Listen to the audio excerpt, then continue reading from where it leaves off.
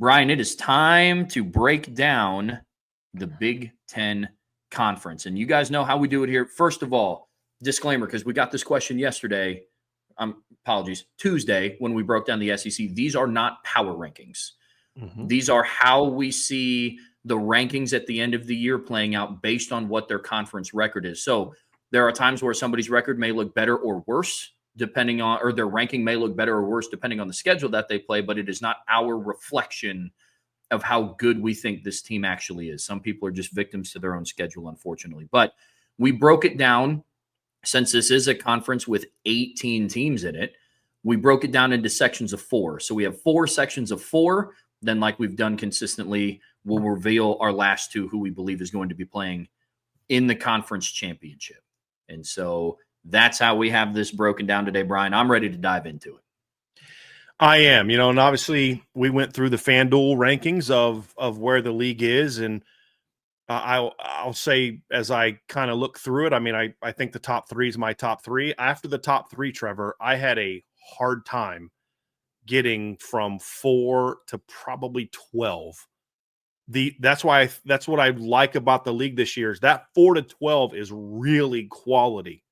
And as we mentioned before, the schedules are set up to where you're going to have to prove yourself this year in the Big Ten. There aren't a lot of easy roads. There's a couple easier roads, but there's no easy roads. Like I think Michigan has probably one of the more favorable schedules in the Big Ten. Would you agree with that? Like compared to other teams, like they're in the top 3 to 4 as far as like it's not a gauntlet of a schedule. They still have to play at Nebraska, at USC, at Michigan State. They've got to play Ohio State at home. They've got to play Washington at home, and they got to play Wisconsin at home. And then the non-conference will play at Oklahoma, which doesn't factor into these rankings. These are Big Ten rankings. These aren't where they will be in the college football playoff rankings because, some team may have the same record as you in conference, but this other team lost out of conference, and so they're not ranked as high. So keep that in mind. But even then, like you say, Trev, that's not a cakewalk. That's not – I mean, there's a couple SEC teams that would look at that schedule like, no thanks, we don't want any part of that. We're going to take what we have because we don't have to play Texas, Alabama, Georgia, or LSU this year, They still have to play Ohio State. They still have to play at USC. They still have to play at Nebraska. And part of the challenge is it gets easier if we're wrong about a couple of these teams. If I'm wrong about Nebraska being better, if you're wrong about USC being better, well, actually, we both think the USC is going to be better. Just to the degree that you think USC is going to be better, then okay, maybe then it doesn't look as tough. But it's overall, I think the schedules were built well for the Big Ten this year. So let's dive into it, Trev, and we'll pull our rankings up here, and we'll begin with my bottom of the Big Ten. I've said a lot of favorable things about the Big Ten schedules this year, Trev, and the Big Ten as a league and how good it is but the bottom of the Big Ten is really rough, in my opinion. And in my opinion, the bottom of the Big Ten is worse than the bottom of the SEC. And I would argue that the bottom of the Big Ten is as bad or not worse than the bottom of the ACC. They might have the worst bottom 2 or 3 teams in all of college football amongst the power leagues. I really believe that. That's not indicative of, however, how good the rest of the league is. I have Maryland. Trevor, they lost a ton from last year's team, and they weren't even that good last year. I think Mike Loxley's time there is coming to an end. They don't have a good roster. Their starting quarterback left to transfer to another school. I don't think the transfer pickups that they got are going to really do a lot for them. I think this is going to be a really rough year for Maryland, and they're, to me, the team that finishes at the bottom. They're going to have a tough time when you look at their schedule, Trev. I really think Maryland's going to could have a tough time winning a game this year because when you look at their home games, they've got Washington, Nebraska, Indiana, Michigan, and then they play Michigan State on a neutral field. Their road games are at Wisconsin, at UCLA, at Rutgers, at Illinois. For a team like Maryland, that's a gauntlet. It's not a gauntlet for Ohio State, but for Maryland, it is, because I don't know that they're going to have a good enough roster to really beat any of those teams. It's possible in today's era of college football, but it's going to be tough for them to win any of those games. and that's why I've got the Terps at the bottom of my Big Ten rankings. Purdue is next. Everything I just said about Maryland, you could say about Purdue. They weren't very good last year. They were even worse than Maryland. I just think they brought in more transfer portal pickups that I think can be impactful. I think they're going to be better at quarterback, and I think they're going to have a culture change at Purdue this season. That's going to at least make them a little bit more competitive in the league, but they're still not going to be very good. Number 16 is the Northwestern Wildcats. They were a great story 2 years ago when the head coach took over and had to replace, obviously, Pat Fitzgerald, who got fired, and they overachieved, and it was a great story. And I think last year they came back down to earth a little bit. They were 4-8 last season, but they had some competitive games, lost a close game to Duke, and Illinois, they battled for a little bit, but for the most part, Trev, they got beat soundly most of last season. They got beat by 19 at Washington. Indiana beat them by 17. They lost by 20 at home to Wisconsin. They lost by 26 to Iowa. They gave up 40 points to Iowa, Trev. They got beat 31-7 by Ohio State at home in a game where Ohio State played terrible and still beat them by 24. And then Michigan beat them by 44 points, and then Illinois beat them by 10 at home. I just don't think they were very good last year. I don't think their roster is very good. I think they're going and they're basically rebuilt their offense through the portal. I do like Preston Stone at quarterback. He was at SMU a couple years ago, but overall, I don't think this team's going to be very good. And number 15 for me is Rutgers. Rutgers is a team, Trev, that I think has a better roster than the 15th best team in the Big Ten. The problem for Rutgers is I think they have a brutal schedule. They have to play Iowa, at Minnesota, at Washington, home against Oregon, at Purdue, at Illinois, home against Maryland, at Ohio State, home against Penn State. Talk about a brutal schedule. They literally play, well, I shouldn't say this because I'll give it away, but they play arguably the 4 best teams in the Big Ten, if not the 5 best teams in the Big Ten. You could definitely say comfortably 5 of the 7 or 8 best teams in the Big Ten. They have to play. I think it's going to be a rough year for Rutgers, win-loss wise, and there's a big difference between them as a program and these teams below them. It's really schedule related for me, and he just look. I like the job Coach Schiano's doing there, Trev, but he's going to have to figure out his quarterback answers. And I know you'll have more to talk about that about Rutgers when we get there, but they haven't been able to fix their quarterback problem, and until he can actually recruit and develop a quarterback, they're going to struggle to be any better than they were last year. And I think last year was a team that was solid, but you lost a decent amount from it, and your schedule this year is really rough. Getting into the bottom of my conference rankings at number 18, I'm following suit with Bryan. I have Maryland for a host of different reasons. I fall in line with everything that he said. I mean, honestly, if you look at their schedule, it's somewhat favorable. They don't have Ohio State. They don't have Penn State. They don't have USC, and they don't have Oregon. So I'm sure the question is, Trev, why do you have them finishing at the bottom of the league? They still have to play Washington, still have to play Indiana, on the road against Illinois, Michigan, and Michigan State. 1. 2, to your point about outgoing transfers, Bryan, they had 32 players leave their team in the portal, and they only brought in 16. They only returned 3 starters on offense. And to continue with the offensive woes, it sounds like from everything that I've read, they're going to be rotating their quarterbacks between Justin Martin and Malik Washington, the true freshman. And from everything that we've seen, quarterback rotations don't really work out like that. That's not a let's start the older guy and wait for the younger guy to develop. That is quite literally what Maryland is doing. What they're doing is, I guess we'll just see who can make plays for us this drive. Let's see what happens. Unfortunately for them, it doesn't get much better on the other side of the ball. They have a new defensive coordinator, Ted Masciano, and then they lost all 4 starters along their defensive line. That compounded with their schedule that does still consist of Washington, Indiana, Illinois, Michigan, and Michigan State. I have the Terps having a rough year. That one's going to be unfortunate for them. My 17th ranked team is the UCLA Bruins, another one that might be a shock to some people. But look, they went 3-6 in their conference last year. They're getting into year 2 of their head coach. I don't think their schedule is favorable. They have Penn State. They're on the road against Michigan State, on the road against Indiana, on the road against Ohio State, on the road against USC, and they also host Washington, who I also think is going to be improved this year.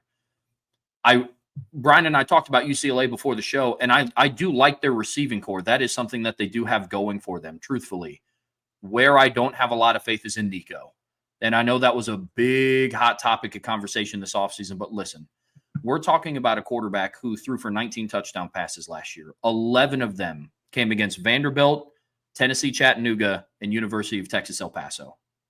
He had no touchdown passes against Georgia. He didn't have any touchdown passes, against Florida, none against Arkansas on the road. He didn't have any against Ohio State in the bowl game. So I know we're kind of taking opposite ends of the spectrum here between University of Texas El Paso and Georgia and Ohio State. I understand that, but it goes to supporting cast for me. If you're not able to produce more as a quarterback with Deontay Thornton, Brew McCoy, and Squirrel White, I don't know what you're going to be able to do with a better UCLA receiving core than what they had last year. They're also not going to have a running back like Dylan Sampson. I think they got one of the Cal transfers at running back, if I remember correctly. But I think offensively, they're going to struggle. That on top of their schedule, I think that's going to be pretty tough. Defensively, they lost both of their impact linebackers from last year, Carson Schweisinger and Kane Medrano. And then their secondary is completely made up of transfer portal players as well. I just think that there's too many moving pieces with UCLA for them to put it together this year. But, Nico going into year 3 college football, year 2 at UCLA, their head coach going into year 3 in 2026, I could see them working their way up there. But I think they're a year away from truly making some strides in conference. My number 16 team, Purdue Boilermakers. And some of this, truthfully, comes down to I just don't think they repeat how bad they were last year. Can't be worse. Exactly. No, literally cannot be worse. But I said this when we previewed Purdue this year. If they can establish some sort of identity as a program under Barry Odom, I think naturally that will get them at least a win. Just a win. And that is a significant improvement from last year. I said with Purdue, throw out overall record, throw out final scores. If they establish some sort of identity as a team, they are going to look better than what they did last year. Mind you, that is a very, very low bar to surpass. But again, to Bryan's point, there's so many moving pieces. You got Barry Odom going into year 1. You have new coaches on staff. You have a host of different transfer portal players that you're relying on at almost every key spot. So I have Purdue at 16th. Would it surprise me if they slipped to 17th or even 18th? No, it wouldn't. But I don't think that they're going to be blown out like they were last year. I don't know if I'm going to be able to repeat my stat of you give them a 34-point head start in every game and they're still 6-6.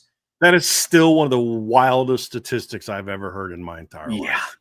Yeah. You need to spot them 34 points just to make them bowl eligible. And I would assume in a lot of those games, Trevor, they weren't convincing wins.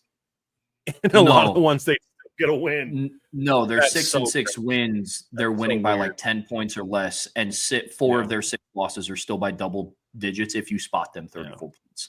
I do not see them being that bad. You spotted them 40 against Notre Dame, they still lose by 19. Yeah, not great.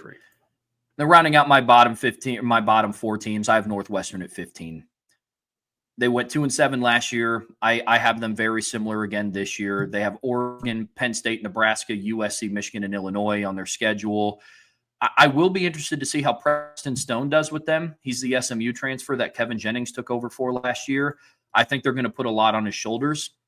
What I like about the team, I think they actually have a pretty decent defensive line. I think that's going to be probably their best position group on the football team next year.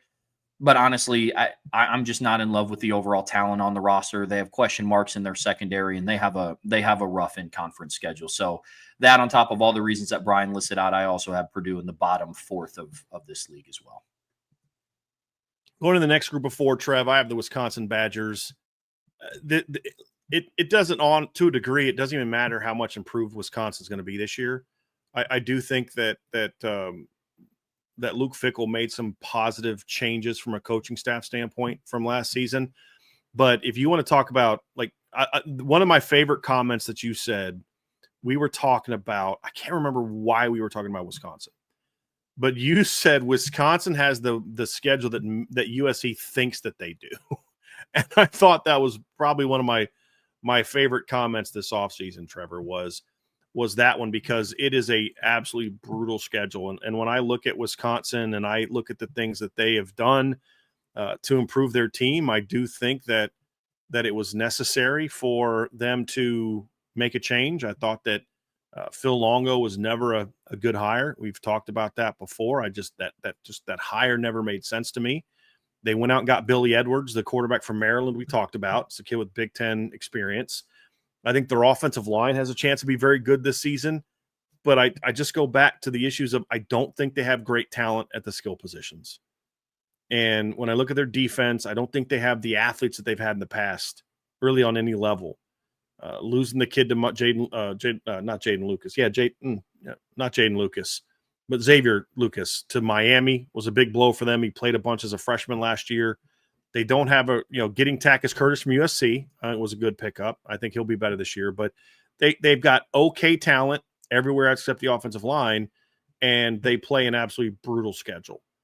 And I don't know what Luke Fickell did or what the AD at Michigan did to tick off the powers that be in the Big Ten, but they've got to play. Not only do they got to play at Alabama in the non-conference, their conference schedule is after the Maryland game, which is a nice way to start, at Michigan, home against Iowa, home against Ohio State, at Oregon, home against Washington, at Indiana, home against Illinois, at Minnesota. For a team like Wisconsin, it's just a brutal schedule. I just don't see them playing well. I have UCLA at 13. I actually like UCLA more than you do this year, Trev, and I get some of your concerns. I think Nico's overrated, but I don't think he's a terrible quarterback. I think the things that him and his family said about needing more help around him and all that, I think is nonsense. You don't complain about the pass protection at Tennessee and then go to UCLA. I just no. He will have good guys to throw to, however. But is it so good? Is the talent at receiver so good that it's going to overcome some of the other issues? We'll see. They got a couple portal pickups on the offensive line that are going to need to step up if they're going to be good. But I do like the portal additions they made in the secondary. They're solid. I think they're a quality team. The problem for UCLA, Trev, is they're another team that I think is going to be better. They're going to look better than their schedule is going to allow them to look. And they start off at Northwestern, which is an easier win. They've got Maryland at home. The rest of their schedules, Penn State at home, at Michigan State, at Indiana, home against Nebraska, at Ohio State, home against Washington, at USC. That's a really tough slate. Really tough slate. Here's the thing I will tell you. I do think this team will be competitive. And that's one thing I respected about Deshaun Foster's team last year. Even when they got beat soundly, they battled. Like you go back and watch the Penn State game, for example, the LSU game for another example, the Oregon game. They got beat convincingly on the scoreboard of all of those games. Indiana beat them convincingly. They played hard every game. They just don't have the athletes, and I don't know that they have the coaching to be better than this. I think their ceiling this year, Trevor, is 10th in the Big Ten. Their floor is bottom 4, in my opinion. And I just don't know that Nico is the type of talented quarterback that elevate them the way that people think that they will. And that's where you and I certainly agree. Number 12 for me is the Michigan State Spartans. This is another team, Trevor, that I have on here that is going to be a much improved football team, but they're going to struggle to allow it to show record-wise. They were 5-7 this year. I could see them only making a 1 or 2 game improvement. They're going to have to beat Boston College at home out of conference if they're going to make a bowl game this year, because their in-conference schedule is very challenging. It's at USC, at Nebraska, home against UCLA, at Indiana, home against Michigan, at Minnesota, home against Penn State, at Iowa, and then Maryland in Detroit. That is not an easy schedule. I do have Michigan State improving record-wise. I just don't think the record's going to – it may not improve as much as I think their actual team is improved. I think the big jump for Michigan State may come next year because they still have a lot of players with eligibility beyond the season. And if Jonathan Smith can keep this team together and continue recruiting, I think he's doing a good job of finding sleepers like D'Antonio used to do back in the day. getting some quality portal pickups, I think next year is when you see Michigan State make a big jump. But they do have the talent, Trevor, to me. This is the floor for Michigan State for me. This is a floor team for me because of their schedule and because a lot of their tougher games are at home. Getting Michigan at home, getting Penn State at home is not ideal because you might lose to both of them at home, and then you've already got Nebraska, USC, Indiana, and Iowa on the road. So that's where I'm at. But I still like this football team. I think that they're trending in the right direction. I just don't know if the schedule will allow them to necessarily reflect how much improvement they're making. And then number 11 for me is Minnesota. This is another team that's evidence of how good the league is. I like this Minnesota team.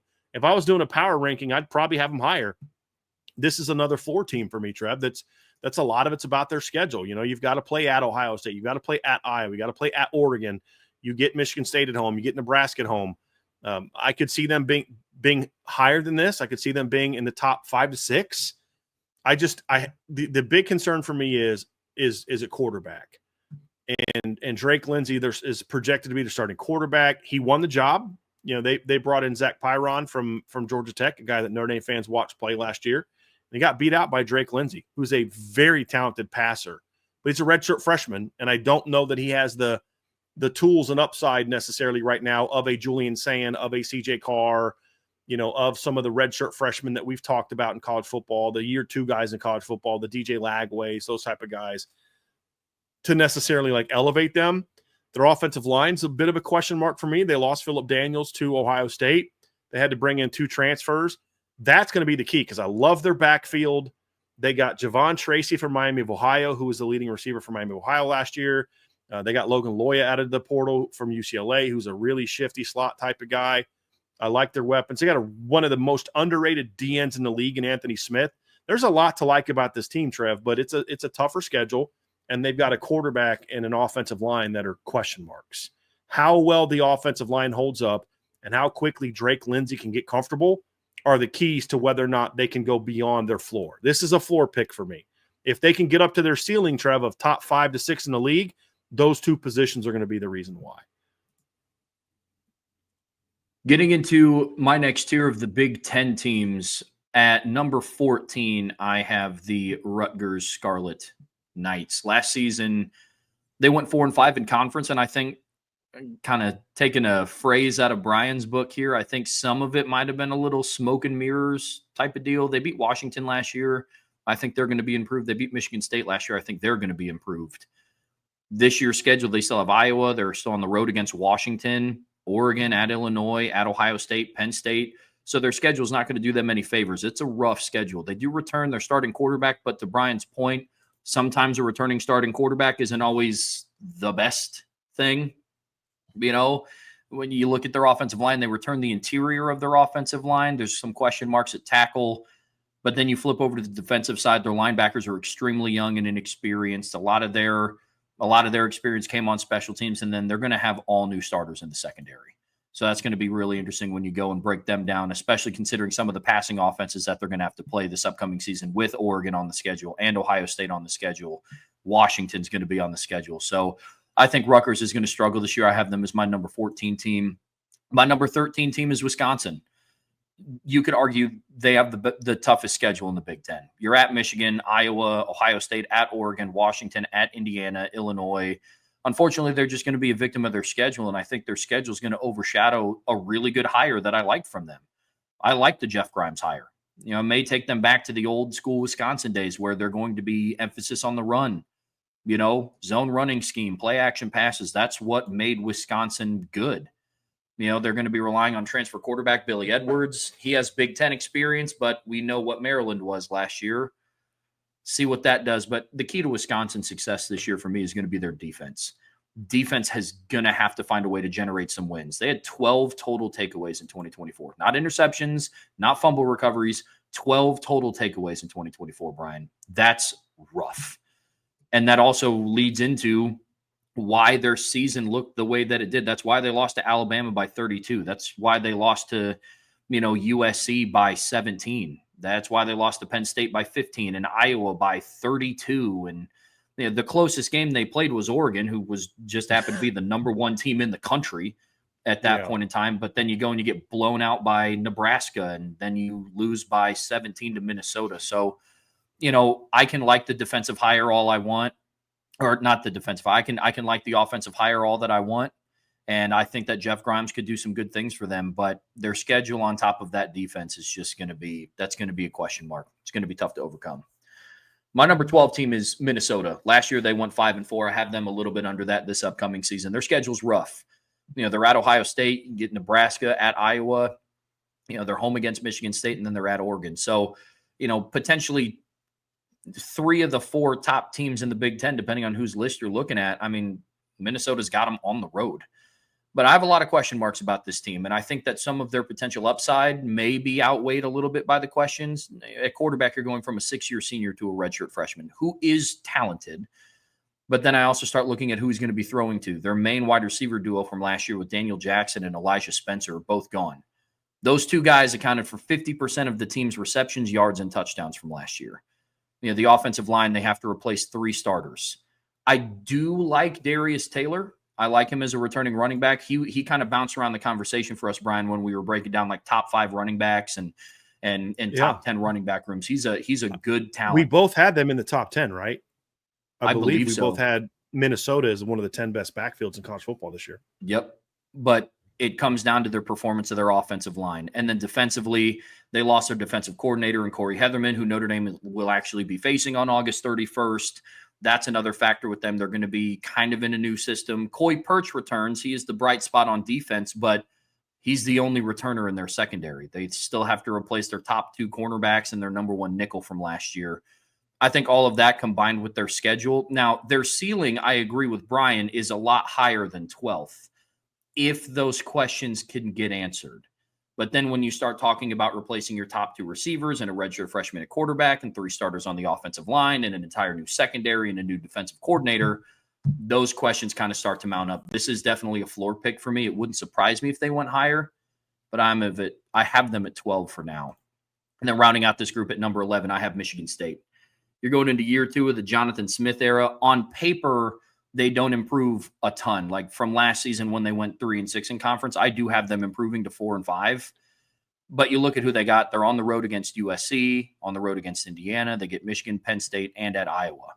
Yeah, it kind of just comes down to them being more competitive. Last season you lose to Ohio State by 31, Oregon by 21, Indiana by 37, Illinois by 22, and Rutgers by 27. Michigan State is going to have to find a way to be more competitive in those games, and I do think that they will. I like Aiden Childs going into his, I believe, 3rd year with the program, 2nd year as a starter. Is that right? 2nd year with the program, 3rd year in Jonathan Smith's system. Okay. He played for Jonathan Smith as a freshman at Oregon State, followed him to Michigan State. So 2nd year at Michigan State, 2nd year as a starter, but 3rd year in the offense. Okay. I get you. I like it. I think he's poised for a breakout season. I think they have a very underrated wide receiving core in the Big Ten. Very underrated wide receiving core. Marsh is a legit dude in the Big Ten, in my opinion, a receiver. Absolutely. And I think they're going to be better on defense. But like the final scores indicated that I rattled off last year in conference, the bar is set relatively low, but I do think they're going to be better on defense. Yeah. Agree, Trev. They're missing that high-level defensive talent that they had back in the D'Antonio. They're tough kids, smart kids, try-hard kids. They just don't they don't have enough of the high-level, like all Big Ten type of guys that they had. Like, remember they had that great corner duo, and they had the Bullas were like every year there was a new Bulla starting the middle linebacker for them.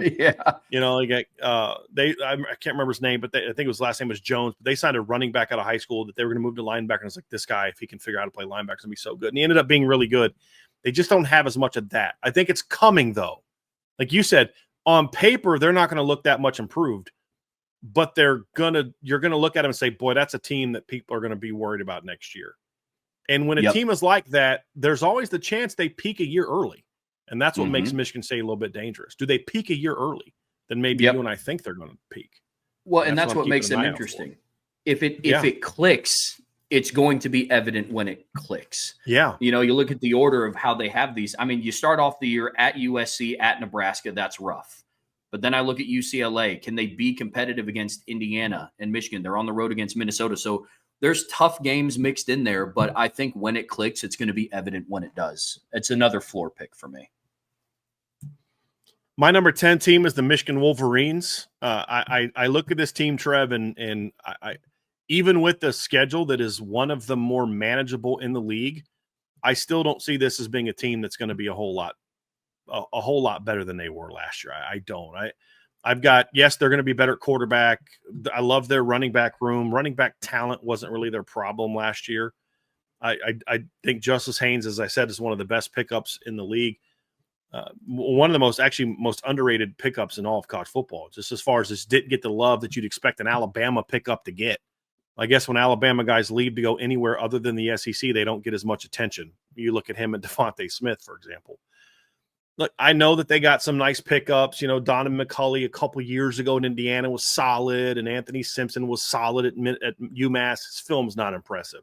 Frederick Moore's just kind of okay. Samaj Morgan's just kind of okay. You know, their tight end is big step back at tight end from losing Colson Loveland. The big thing for me, though, is I got questions about their offensive line. I would not feel great about Notre Dame's season if they were going into the year with Evan Link at left tackle. I wouldn't.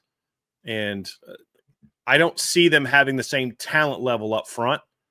They're going to play hard, but you can play as hard as you want. But when you're going against guys who are just better athletes than you and just more physically gifted, you're going to struggle. And while I think their defense is still going to be very good, they're very good at linebacker. Their secondary is going to still be good. I don't. Their talent level on the D line is just not what it was from 21 to 24. It just isn't. You don't lose Aiden Hutchinson and Chris Jenkins and Mason Graham and the players and Kenneth Grant and the players they've lost and just be okay unless you've recruited at an elite level. And I don't think the recruiting has been as strong. There are still some really good plays there. Some really good players there. They obviously got Damon Payne out of the portal from Alabama. He's a very underachieving player at Alabama. He's talented, but he's a very underachieving player. I think Derek Moore is a really good player at defensive end, kind of a stand-up outside linebacker type of guy. Rayshon Benny has some ability, but it's just not the same D-line where they're going to go out there, in my opinion, and just hold Ohio State to 10 points in a win. And their secondary is going to be good, but it's not going to be what it was a couple years ago. So I think that they're improving in certain areas, quarterback, running back, receiver, but it's not enough. And I still think their schedule is challenging enough that I just don't see them making the big jump that some people think is gonna be, because I think there's an assumption that their offensive line is going to be really good. I didn't think it was very good last year, and I don't think it's going to be better this year. Number 9 for me is USC. This is another team that I had a hard time with, Trev. There's a couple games on there that I could see going. When I say hard time, isn't this a projection, not a power ranking? Yes, there's like 2 to 3 games that I have a really tough time predicting for USC, to where if they win one or two of those, now all of a sudden this whole thing gets switched upside down. I think USC has a chance this year, Trev, to be improved, but I just don't know how improved. I think they played very well down the stretch last season offensively. We started to see some flashes of Lincoln Riley's offense looking like Lincoln Riley's offense again. Obviously, they played as well against Notre Dame as any team in the country. They did well against Texas A&M for the most part. They had a solid performance against Nebraska. They looked solid against Washington. They had no problem getting yards. They were over 400 yards, Trev, in 7 of their last 8 games. It's just they couldn't put the ball in the end zone, turnovers, red zone woes, things like that. I don't know that gets a lot better this year. I really don't. I mean, I look at a guy like Jade Maeva, and he's a talented player, but he threw 6 interceptions in the last 4 games. The year before, he threw 10 interceptions at UNLV, including 6 in his last 4 games. This is kind of what he does. He turns the ball over. So unless he can kind of get past that, which is certainly possible, I think they're going to have a tougher time. Their offensive line should be okay. It's not great. I don't think they're running. I think they're not as good at running back this year. They lost a lot of receiver. That's the one area that I think they're going to be better. You and I talked about this when we previewed USC. They had way too many mouths to feed last year. It's going to be a shorter rotation this year. Mekhi Lemon, I see, as a breakout. Jacoby Lane's going to be a good player, a solid tight end play. They don't have that third receiver, though, that really says, boy, if teams are like a team like a Notre Dame, teams like Michigan, Illinois, Ohio State that have good cover players, they can take your first guy or two out of the game, you're in trouble because you don't have that third guy that can really step up. And their defense is going to be better because it's going to be coached better. The talent is still not great. It's good. It's not great. And when you look at their schedule this year, Trev, it's tough enough to where improving is going to be a challenge. They start off at Purdue, then they get Michigan State at home, then they're at Illinois, home against Michigan, at Notre Dame, not a Big Ten game, at Nebraska, home against Northwestern, home against Iowa, at Oregon, home against UCLA. So right now I have Illinois, Nebraska, and Oregon as losses. If that changes, and then there's a couple other games that, Iowa at home could be a battle. I've got them winning that game. Michigan State at home. They've got to just be more consistent this year. And if they're able to do that, then, I think they have a shot to be better. I think their overall record is going to be better. I just don't know how much higher they're going to be in the Big Ten rankings. Number 8 for me is the Washington Huskies. This is another team that I have lower because I still have question marks about their offensive line. Major question marks about their offensive line. If you could put Notre Dame's offensive line in Washington, they're a top 4 team in the maybe 4 to 5 team in the Big Ten for me. Love their running back. You talked about Jonah Coleman earlier in your show, Trav, as a potential offense, dark horse offensive player of the year. He's very good. Damon Williams is a very exciting player. We saw what he could do as a starter late in the year last year, quarterback. When he stepped up late in the season and against Oregon, passes for 201 yards, goes 17 of 20 passing against Oregon, and throws for 201 yards off the bench and a touchdown, then gets the start against Louisville in the bowl game, completes 81.3% of his passes for 374 yards, 11.7 per completion, 4 touchdowns and a pick. In the game, they lost 35-34, and he also rushed for 48 yards and a touchdown in that game. He's a scrambler. He's not a guy that you're going to be running a bunch of designed runs with, but they can run read zone and stuff, but he's a scrambler. He's a guy that things break down. He can go make some plays. Got a little bit of Everett Golson to his game, Trev, with the exception of maybe the turnovers stretches that Everett have. Exciting player. Love their receiving core. Boston's got a chance to be an impact player. I think Amari Evans fits what they do really well, the transfer from Penn State, as sort of a vertical player. There's a lot. Defense is going to be improved. There's a lot to like about this team, Trev. It all comes down to their offensive line, and right now I don't have a lot of faith in it. And that's why I have them 8th. If their offensive line improves, they are a sleeper team to have a big jump in the Big Ten this year, the Huskies. And then number 7 is Illinois Fighting Illini, and they're tied record-wise with several teams above them. It's just you got to kind of place them based on some other factors. I could see Illinois being a little bit better than this, but they're going to have to, step up and kind of finish strong. And I think they're going to be a good team. I have them with 3 losses, though. It's another team with 3 losses, Trev, because their schedule is not easy. They play at Indiana. They play home against Ohio State, at Washington, home against USC, at Wisconsin. So they're another team that I think this is their floor. They're a floor team for me, but that's why I have Illinois number 7. When I put together this list, my 4 through 10 were all like 1 or 2 games away from being drastically different in these rankings. And that's what made this so difficult. It goes back to what we were talking about at first about how deep this conference could potentially be. But at number 10, I do have Nebraska. They went 3-6 last season. I have them improved. On this year's schedule, they get Michigan, Michigan State, USC, at Penn State, Iowa. They have a rough schedule, but outside of Penn State, their most difficult opponents they get at home. There's a lot of things to like here. You get Dylan Raiola in year 2, Matt Rule in year 3.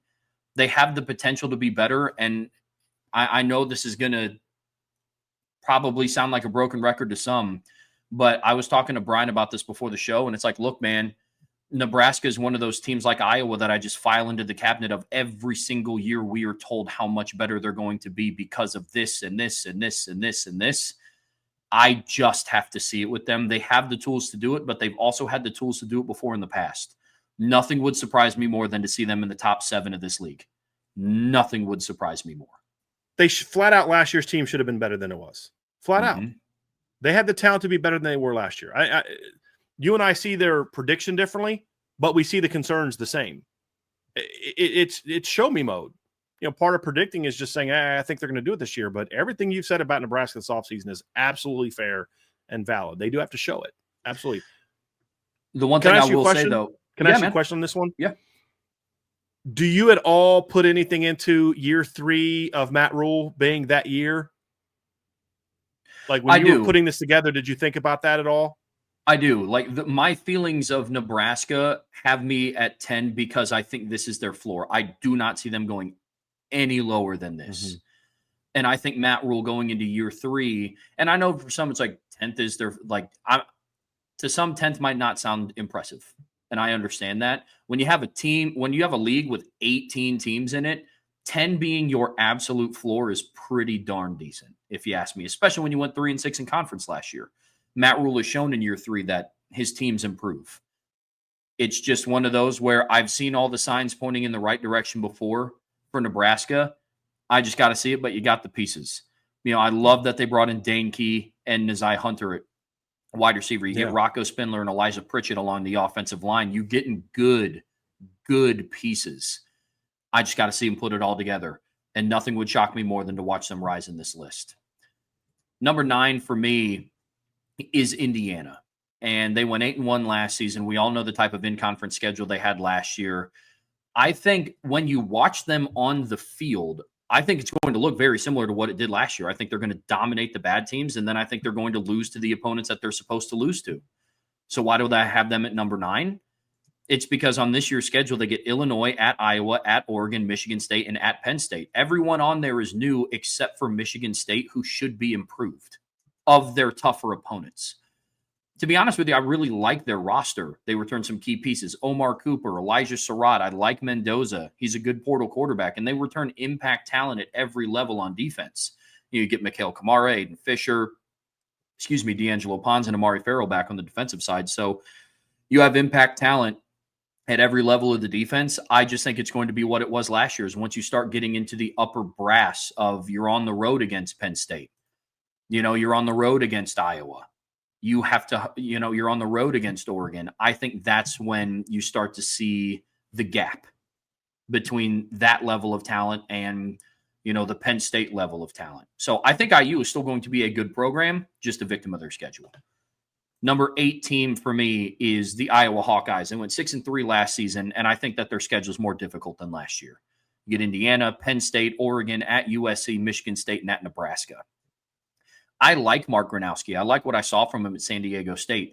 But I have the same question for him as I do from any quarterback making a big jump from, group of 5 level to, big primetime football. I have those questions about Joey Aguilar going from App State to Tennessee.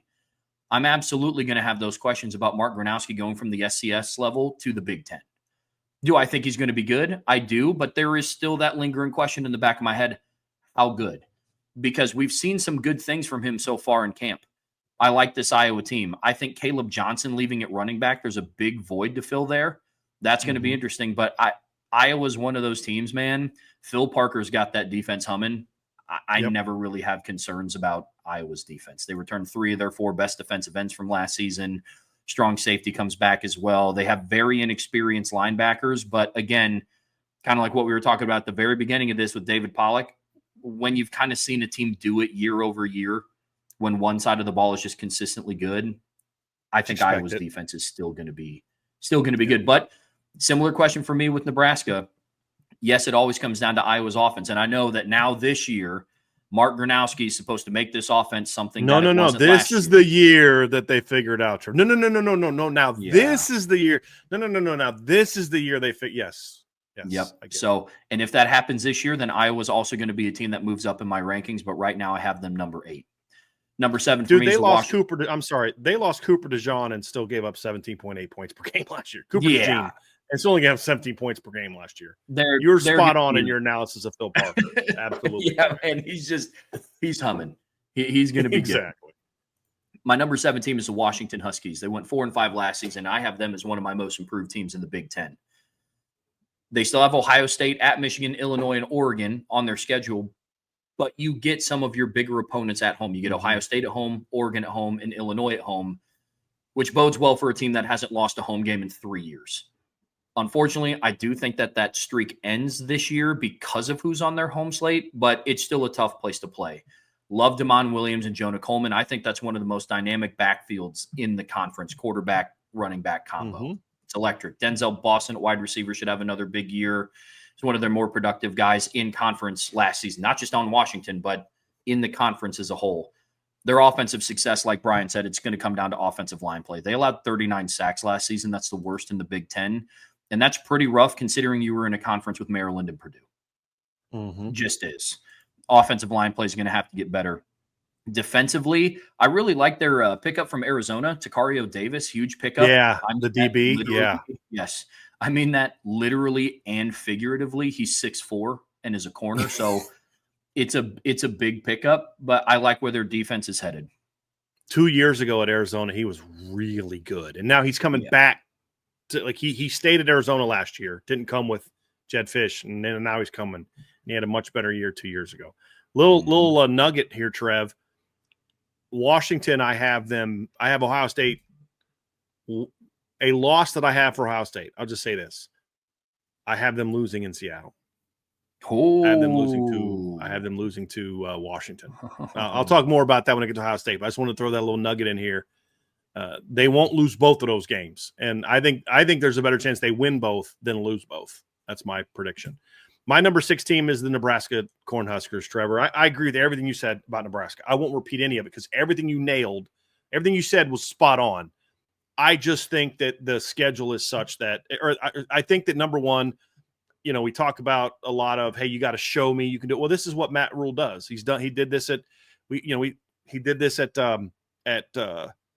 Temple, inherited a team, I think went 2-10 in his first year.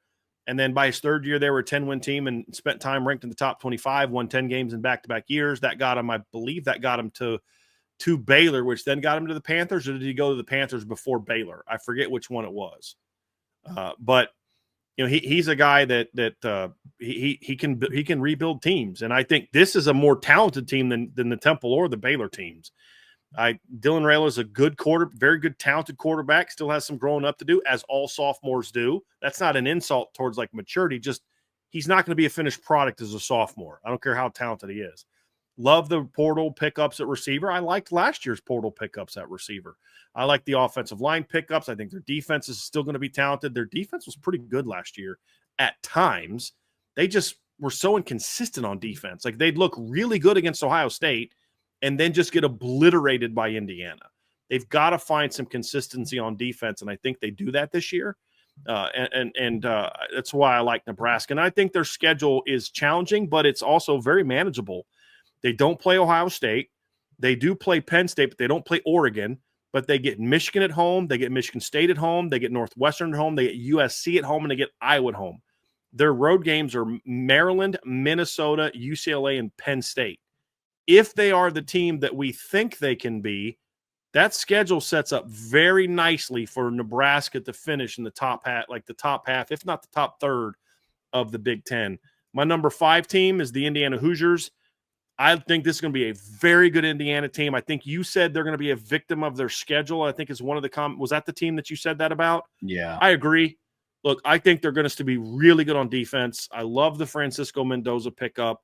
I think their receiving core, you could make a case that after Ohio State, this is the best receiving core in the Big Ten. They're in the conversation now that because of Evan Stewart's injury at Oregon. I think they're absolutely in that conversation. They're still good at running back. Their defense, like I said, their offensive line, good pickups there at Iowa, at Oregon, at Penn State. And then you got Illinois at home. So if you do beat, pull an upset against Iowa, does it come on the heels of an upset at home against Illinois? Like that's where I'm at. It's just a much more challenging schedule.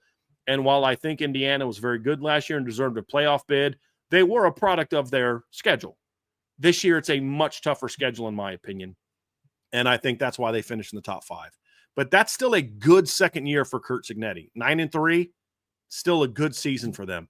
Number 4 for me, the Iowa Hawkeyes. You said it. Phil Parker's going to have that team balling. I had them in their top 10 offensive line when we did our top 10 offensive line breakdown. Their skill weapons are okay. They're nothing special. They're solid, though. It really comes down to quarterback. And I love the Mark Gronowski pick. This kid's a winner and led South Dakota State to a national championship at the FCS level. He's a quality athlete. It reminds me a lot of Ian Book. Like not the biggest guy, not a designed runner, but a scrambler, a gamer. I think he takes more chances than Ian did at the FCS level. Now let's see if he can do that at the Big Ten level. That's really the big question mark, because he is making that FCS to FBS jump. I want to see that, but he doesn't have to light the world on fire. He just has to be solid. Like it's like Iowa is what people say about Michigan. If they just can get solid quarterback play, they're going to be really good. Well, that's what's true about Iowa as well. And losing Caleb Johnson is going to hurt, but Trev, I just like this team, man. I really like this team. And I think when you look at their schedule, I think it sets up nicely in conference. They play Penn State, but they get Penn State at home. They play Oregon, but they get Oregon State at home. They don't play Ohio State. They play at Wisconsin. They get Indiana at home also.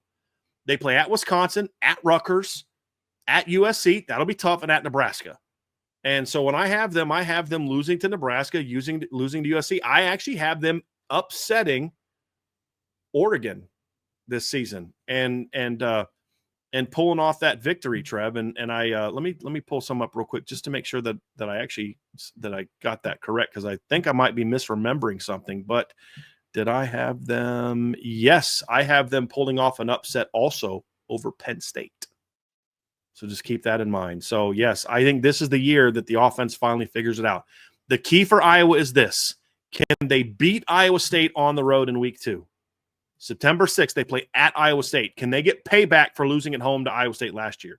If they do, there's a really good chance that going into November, Iowa's if you can beat Oregon, if you can go 2-1 against or 3-1 against Oregon, USC, and Michigan State, Nebraska, you're a playoff team. If you can do that. So if they can beat Iowa State, my prediction is that they go into November in the playoff hunt. And then we'll see how they finish. So number 3, Trev, is the Oregon Ducks. I actually like Oregon this year. I think Penn State and Ohio State are better.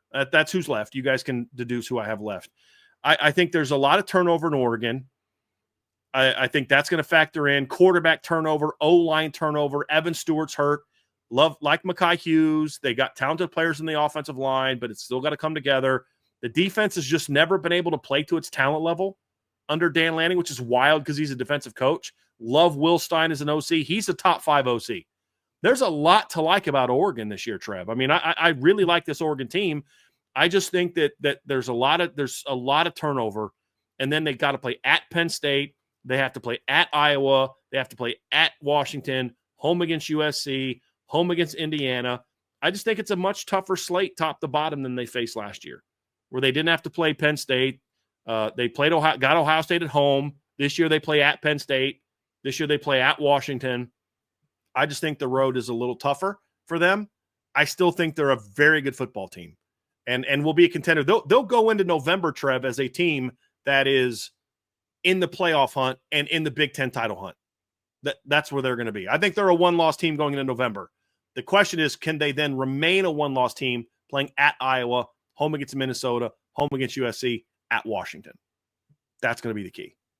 And right now I have them 3rd in the league. Rounding out my final tier of 4 teams here, I have Michigan at number 6. Now, I am taking more of the ceiling of what this team could be. I do not see them getting higher than 6. I was going into it with the notion of the questions that they have potentially get worked out. And then I am also kind of building off of how they finished last season. They're strongly helped out by their schedule. They get Purdue, Northwestern, and Maryland all in the same schedule. And Bryan and I both believe those are the bottom teams in the Big Ten. They get Ohio State at home. They get Washington at home. They get Wisconsin at home. Probably 3 of the hardest places, some of the hardest places to play in the Big Ten right now. They do still have at USC and at Michigan State, so keeping my eye on those games as well. But can they build off of last season? Quarterback play is going to be improved by default. One of my favorite portal pickups, along with Bryan's, is Justice Haynes. Their offensive success is going to come down to wide receiver play and offensive line play. Look, I am not a fan of what their outside skill positions are. I'm not. And then when you further that with questions along the offensive line, that's questionable. But Michigan was competitive in some games last year with a dormant offense. I mean, they won how many games? They went 4-0 in games last year where they all passed for under 90 yards. That's insane. And so kind of begs the question, how good do their pass catchers have to be? Better than what I think they have to. But I still think this team is going to be carried by their defense. You know, you're going into year 2 of Wink Martindale. You have to replace some impact talent, but you do return some guys. You return TJ Guy, Derek Moore on the edge. You get Trey Williams from Clemson and Damon Payne from Alabama along the interior. Jayshon Barham and Ernest Hausman return at linebacker. Then you get Rod Moore back at safety after a torn ACL. We'll see how he bounces back from a healthy season. But I'll say this. I don't see Michigan getting much higher. I could see them falling. This is one of the teams that I think has the most variance in my rankings because there is a lot. A little nugget for you, and I know you're not going to like it, Archer. I have them in my – when I broke down their predictions for this year, I have them beating Ohio State strictly because I have nothing that tells me they won't because of the history of the last 4 games. I could very easily be wrong. Part of me kind of hopes that I am per what these rankings are, and that's how much I just don't like Michigan. But up until they win, they get Michigan at home this year too. So up until I see it, they beat them when they won the national championship. I could very well be wrong on that, but I have Michigan as my number 6 team for now. My number 5 team, USC Trojans, falls in line with what my coach of the year pick was. They went 4-5 in conference last year, but I think they have a favorable schedule. They don't have Ohio State or Penn State. You get Michigan, Iowa, and Michigan State at home. You don't play Washington, and then you still play Oregon. So I think that's going to be interesting. Offense, like I've said all offseason, I think it's addition by subtraction. To Brian's point, less mouths to feed. I think Mekhi Lemon, Jacoby Lane, and Lake McCree are going to be a good offensive trio, and I think simplifying things for Jade Maeva could potentially help the turnover issue.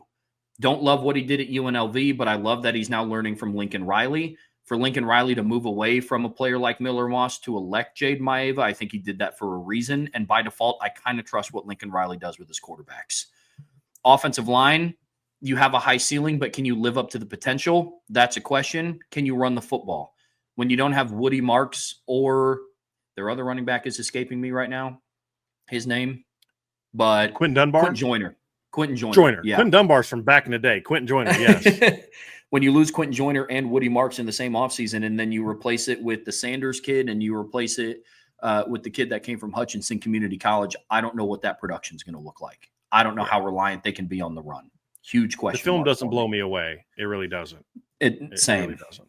I think you and I watched the community college kids film together, and we were breaking it down. We pulled it up after a show. Yeah. Yep. Not impressive. But defensively, I think is where they can help them out. If Lincoln Riley can, for the first time in his career, arguably have a defense that doesn't require their offense to score 40 points a game to win, that could be interesting. Year 2 of D'Anton Lynn, I don't love the talent. It's not, like, it's good talent to Brian's point, but it's not elite Notre Dame level talent. It's not vintage USC talent. No. Yeah, right. No.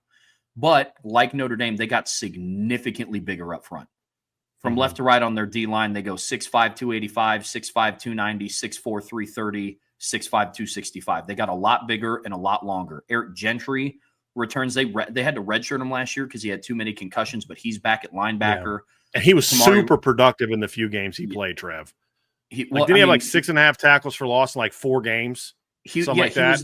He was their tackle for loss leader 4 games after he wasn't able to play. I mean, he was very, very productive. Very productive. Kamari Ramsey comes back at safety, but they need big-time performances from transfers DJ Harvey and Bishop Fitzgerald in their secondary for it to pan out and be what they think. But for now, I have USC at number 5. My number 4 team, the Fighting Illini, 6-3 last year. Tough first half of the schedule, easy back half. Illinois is a very interesting team for me. If they can make it through the first part of their conference schedule, which consists of on the road against Indiana, home against USC, at Purdue, home against Ohio State, and at Washington, if they can get through that relatively unscathed, they could be in the playoff discussion. However, if they're struggling through that on the road against Indiana, home against Ohio State, at Washington, they're a team that I think is out of playoff discussion heading into November because they're not going to have a signature win on their schedule that can put them back in that conversation. So that's what makes this interesting about Illinois. Luke Altmaier returns along with the entire offensive line, which could be good or bad if they perform like they did last season. They return all 5 starters on the offensive line. When you look at that in a vacuum, it seems pretty decent. And so you start diving into the performance of how their offensive line was. It's going to be interesting to see how they replace Josh McCray. They lost him to the portal, but they do still have other quality running backs. Tanner Arkin returns at tight end. And then they'll be relying on Hudson Clement to elevate that wide receiving room. Defensively, they return Gabe. I'm not entirely sure how to pronounce his last name. Can't help you. Yeah, I have an idea. He's really good. Big Gabe. Big Gabe. Yep. There you go. Yep. They returned Gabe, and they were also returned Xavier Scott, which is huge for them. Dylan Rozek is back from injury, which is going to be big. They have an experienced secondary that returns a trio of good starters. So I'm high on Illinois this year, but I do run the concern of, did we see their peak last year? Have we seen the best that this team can be? That remains a question mark. And then my third team is Oregon, for all the reasons why you said. Like I said at the start of the show, I think the teams at the top take a step back, but not a major step back. Yeah. Don't love their schedule. They don't have Ohio State or Michigan, but they do still have on the road against Penn State, Indiana at home, at Iowa, USC, and at Washington. They have to hold serve at home and compete on the road. You get Penn State, Iowa, and Washington all on the road. You have to be able to hold serve in Eugene. Followed by, what will Dante Moore be? Will he take that next step? That is going to be a huge key, because so far under Dan Lanning, he has had very experienced quarterbacks. Very. Like sixth-year senior, fifth years. Yeah. Wasn't Bo Nix 24 years old when he was drafted? Yeah, Bo Nix spent his 5th year at Oregon, and that was his first year at Oregon, then went into his 6th year, I believe, and then they got Dylan Gabriel, who I think was also a 5th or 6th year senior. He was a 6th. Dylan was definitely a 6th. So then you got loads of experience at quarterback. How much are you going to put on the shoulders of Dante Moore? Right. That balance with Will Stein and how he manages Dante Moore is going to be really interested to see. They have a very inexperienced offense, especially after losing Evan Stewart. They have a very high ceiling of a wide receiver core. I mean, you picked Ja'Cory Moore to be your offensive or your rookie of the year in the Big Ten. It's a lot of weight to put on a very young receiving core. Let's see if they pan out. And then unproven, for sure. Yeah, for sure. And then we get into the Mekhi Hughes conversation. Can he be what he's predicted to be? Maybe, but that's why he was important to get up, though, Trev. I think you can rely on him a little bit more early while Dante's breaking in. Yeah, absolutely. And then defensively, they'll be tested. You know, Derek Harmon, Jeffrey Bassa, and Jabbar Muhammad are all gone. You return Mateu Uiagalelei and Tatum. I'm going to butcher that last name too. You return both your edge rushers from last season. And secondary is also almost brand new, headlined by Dylan Thieneman. But Oregon could be well in the Big Ten championship discussion, or they're going to be kind of on the outside looking in towards the end of November. Mm-hmm. Let's go to our top 2, Trev. We do have the same top 2 teams. I got Ohio State and Penn State. I think this is the class of the Big Ten. I think that Penn State has a schedule that's a little bit more favorable than Oregon's because of who they play at home and away. The Iowa game is going to be very interesting. Here, look, Penn State's season is going to be defined on September 27th when they host Oregon. If they can beat Oregon at home, they're in the Big Ten championship game, because you play at Iowa, you play at Ohio State. If you win, even if you lose those 2 games, you're still in the driver's seat, because now Oregon loses one more and their schedule's tough too. You have the head-to-head tiebreaker. If you can split with Iowa and Ohio State, you're coasting into the Big Ten title game. And that's kind of how I see it happening. So it's a worst case scenario for Penn State. They tie at 10-2 with Oregon, but they win the head-to-head if they beat Oregon early on. And right now I'm predicting that they will beat Oregon early on. I do have concerns if I'm Penn State. You play Nevada, Florida National, Villanova in a bye week.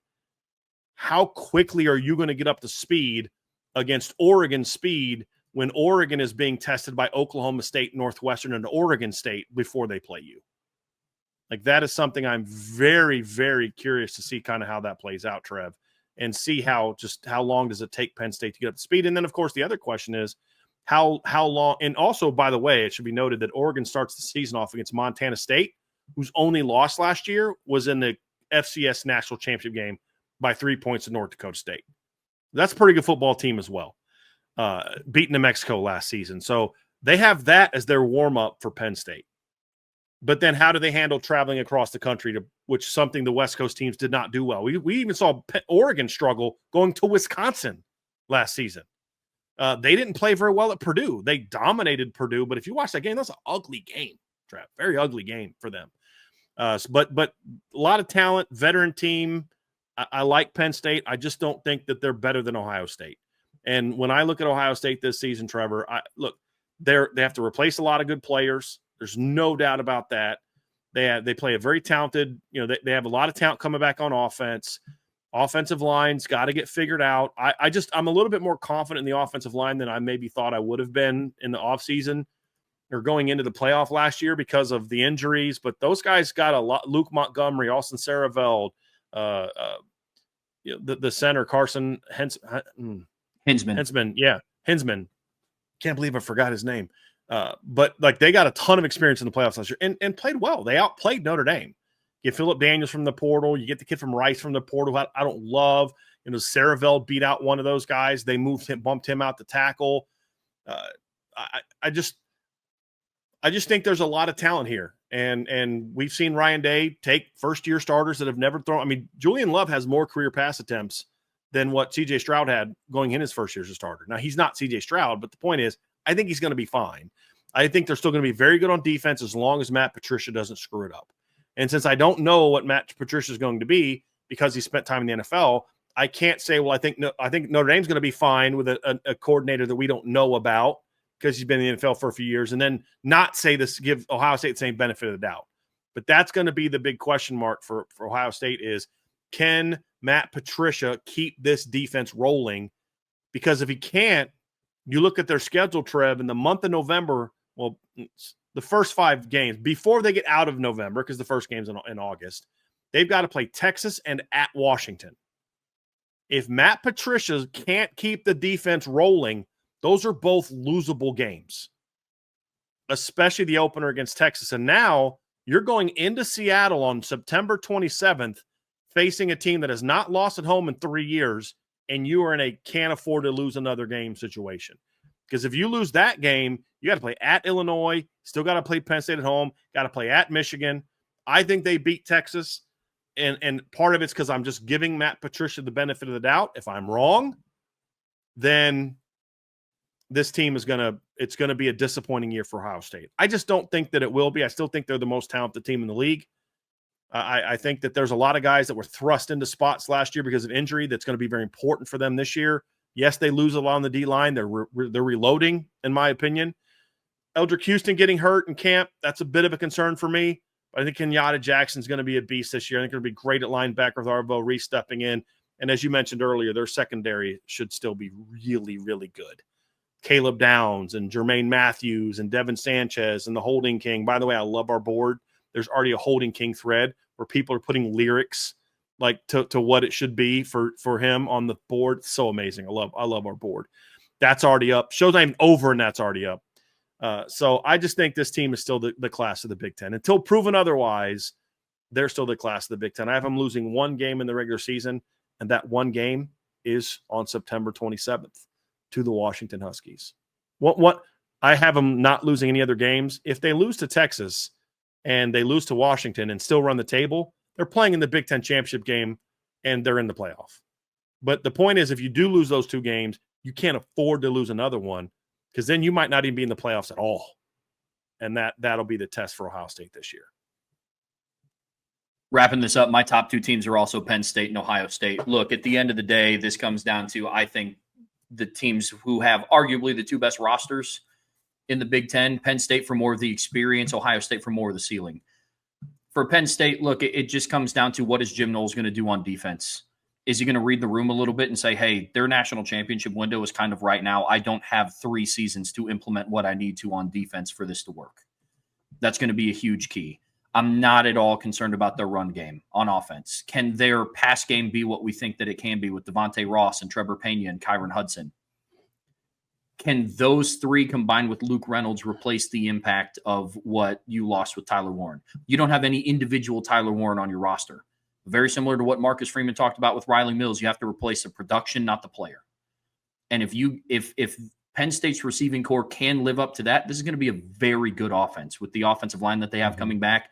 Say what you want about Drew Aller. Having 3 years of starting experience in the Big Ten, that's worth something.